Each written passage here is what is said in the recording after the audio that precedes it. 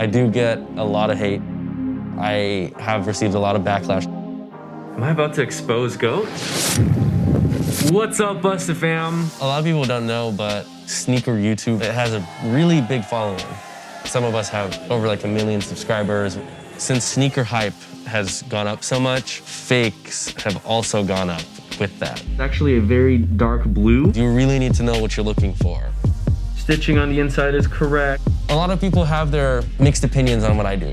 People think that like I bully or I harass people, or they think that what I do is pointless. Come on, bro. What are those? But in my opinion, you can get scammed, and even your favorite celebrities can get scammed. That's kind of why I've stepped in and helped people legit check their sneakers so they can make sure that they're buying something real. I really want to use my platform and my influence to help spread sneaker culture and show people that it's just more than just a pair of shoes. It's a lifestyle. Every shoe has a story behind it.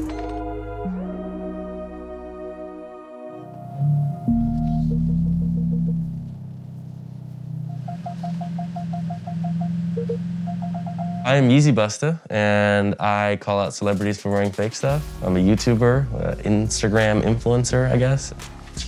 I don't show my face. I don't tell people my real name because of specific legal reasons that I had to deal with in the past. Now it's just kind of become part of my image. What is up, Busta fam? If you're new here, I'm Yeezy Busta, and if you've been around, I appreciate you guys. Busta fam about to be the strongest family on all of YouTube. Don't fall, don't fall, don't fall. There we go.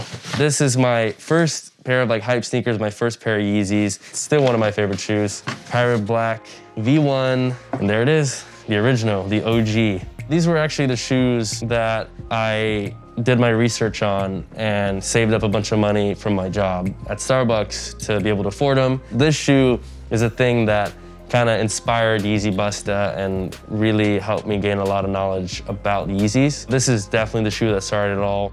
I've caught so many different people wearing fakes. It's a long list of celebrities. A lot of times they don't know, a lot of times they do know, but it's been everybody from Rich the Kid all the way up until like people like Zac Efron. I've caught Soulja Boy at least 6 times. Growing up, my family had like nothing. Parents immigrated to the States when I was super young with $200. I didn't have many toys, I didn't have much of anything. I'm almost 22 now. I've been paying for all my own stuff since I was like 18 and a half. My car, everything you see behind me, no, it's not mommy and daddy's money. Even after my parents started, doing well, they didn't really ever give me anything. My first pair of Yeezys was a pair of turtle doves, but they were fake. My dad bought them for me as a birthday present, and I didn't know that they were fake, so I, of course, put them straight to feet. I actually went to the mall and some little kid was like, "Nice Yeezys, dude." And I was like, "Thanks." They're like, "Ha, fake." And I was like, "What?" Like, no, these aren't fake. I brought the shoe home. I was really confused. That's when I started like educating myself on like what's real and what's fake. The first thing we're gonna look at is the box. The authentic box is slightly larger than the fake box. If you notice any imperfection, they're most likely fake. I kind of became like a little bit of a Yeezy connoisseur at that point because for every one pair of real ones, there's like 20 fakes. Unfortunately, they're fake. Pretty much everywhere I went, whenever I saw anybody wearing a pair of Yeezys, I'm like, those are real, or, those are fake. The suede patch feels right. The Adidas logo is heat printed into the suede patch. With the early fakes, it was so easy to tell with just the pattern on the shoe, like the actual design. The early fakes weren't doing the patterns correctly. But to confirm it, I want to make sure that I look at the pattern on both. I was like checking Reddit and a bunch of forums and seeing fakes, and I bought a lot of fakes at the time to compare them. Besides from the stitching pattern, the outsole would be like the same width throughout the whole shoe, whereas on the real ones, it was a little bit thinner in the front, got a little bit thicker in the back. Boost is on point. With every shoe, it has its own telltale sign. These are legit, 100% legit. I always told myself I would not call someone out unless I was 1005% sure that they were fake, because obviously I wouldn't want to get myself into trouble. So now guys, with all that said, I do have to say that these are 100% Yeezy Busta verified. In order for me to get the confidence, it took me a while. It took a lot of research. And I was really into this page called Fake Watch Busta, where he called out people like Soulja Boy who were wearing fake watches. So I thought it would be funny to make a page called Fake Yeezy Busta. It started with like people in my school, and then it kind of expanded into celebrities, and that's when it really took off. And it kind of went viral like the first day. Like within 10 hours, like Complex wrote an article about it. I kind of started figuring out YouTube, and then I realized I could monetize this whole thing, and now it's like my whole life. So I had like a series where I did like Yeezy Busted. Let me find the Soulja Boy one. Soulja Boy? Soulja Boy? You mean the dude that got exposed like 6 times with a fake watch, or fake Yeezy, fake house, fake cars, fake pregnancy? What else is there that's fake from this dude? This is the interview where he said, fuck Yeezy Busta. Fuck, who that's for? Yeezy Busters. You know what I'm saying? Fuck all them folks, man. With celebrities, 9 out of 10 times, they're really cool. They'll just slide in my DM and be like, hey man, had no idea. There's always that one guy out of every like 10 or so that just gets furious, start like threatening me. He's definitely fake. The hate like really got to me. But over time, I've really developed thick skin, and I realized that haters are just a normal part of what I'm doing.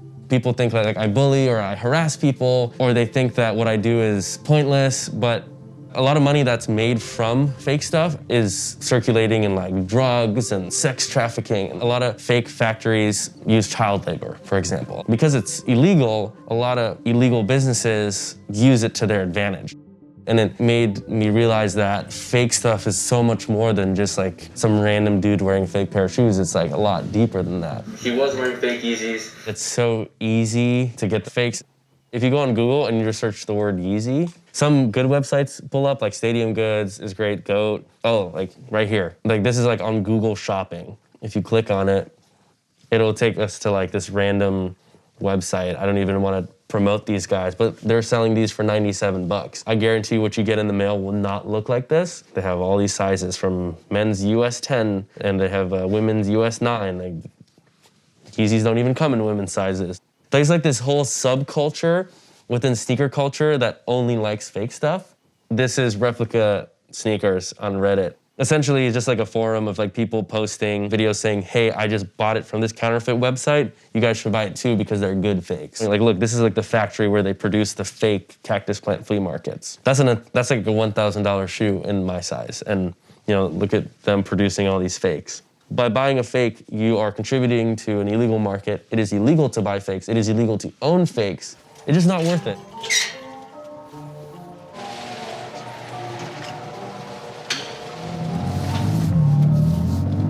It's like my dream car since I was like a kid. I'm really happy that I'm able to be in a position where I can afford it. I do get a lot of keyboard warrior comments. I realize that there are people out there to get me. I really didn't think those people would have been Complex because they have been so cool to me for 3 years. And without them, I really wouldn't be where I am today if they didn't write that article about me. Folks, welcome back to another episode of Full Size Run. Full Size Run is a show on Complex, and 2 of the hosts were supposedly good friends of mine, but they decided to be a little bit shady. They invited me on the show. They're like, hey, we'd really love to have you on the show. We don't have a budget. We're just starting. Like, would you mind helping us out? And I was like, yeah, of course. Like, it's the least I could do because the Complex did so much for me. I flew myself out with my own money and put myself in a hotel with my own money. You know, they told me that we were gonna legit check some sneakers. These are real. They got the best fakes on the market. I remember when I was sitting there looking at it, I was like, this is really tough. Many people are buying fakes. Are they really? They're fake as shit. I truly did not spend enough time looking at the shoe, and I got one of them wrong. The hate that I was just getting bombarded by was just ridiculous. I went off of social media for like 2 weeks.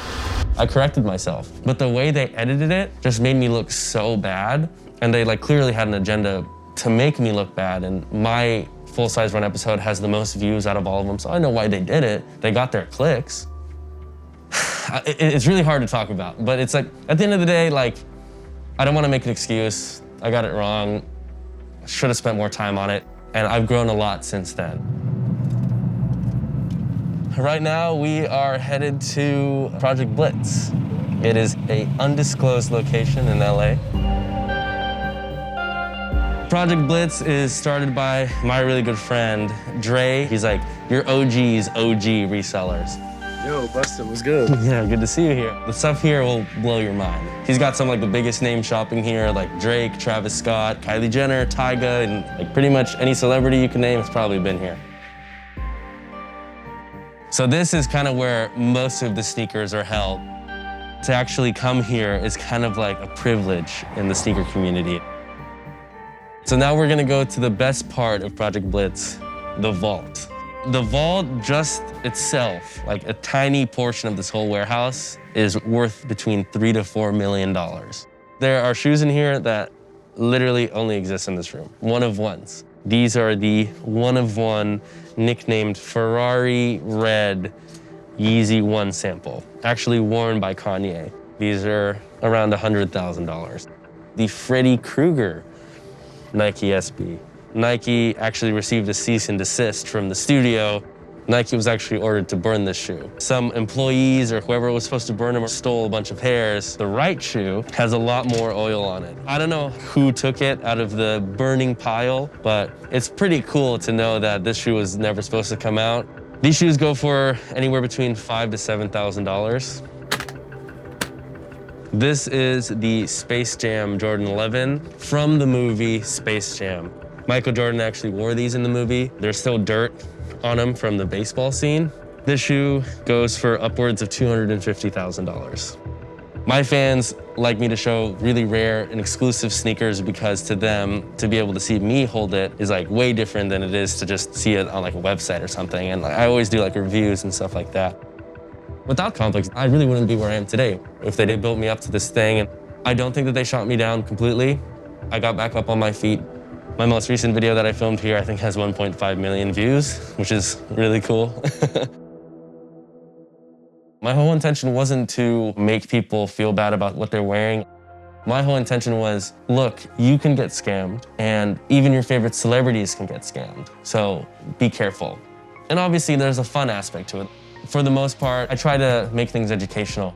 I don't think that people should just see the superficial side of me, which is just the expensive sneakers, the busting. That's so surface level. It has nothing to do with like my actual message and my business. And at the end of the day, if you're not controversial, if you're not doing something that has some sort of drama in it, most likely it's not gonna get big. I really want to spread sneaker culture even more because a lot of kids will tell me like, hey, you inspired me to get into sneakers. So I really want to use my platform and my influence to help spread sneaker culture. And I think that real versus fake should be like something that everybody should be educated about so they don't get scammed. I appreciate you guys and I'm gonna catch you next time.